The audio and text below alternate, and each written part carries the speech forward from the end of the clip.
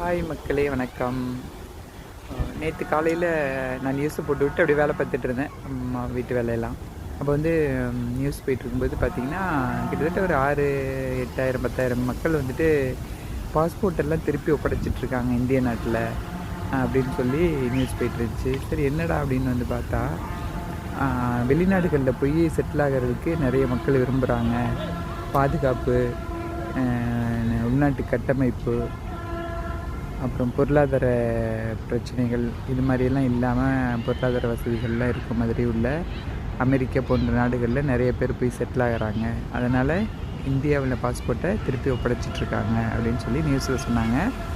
இதெல்லாம் பார்த்திங்கன்னா டெல்லி, மும்பை, கல்கத்தா இந்த மாதிரி வடநாட்டில் உள்ள மக்கள் தான் அதிகமாக போயிட்டுருக்காங்க அப்படின்ற மாதிரி நியூஸில் சொல்லிகிட்டு இருந்தாங்க. அப்போது இந்தியா வாழ தகுதி இல்லாத நாடாக மாறிட்டுருக்குன்னு நினைக்கிறீங்களா?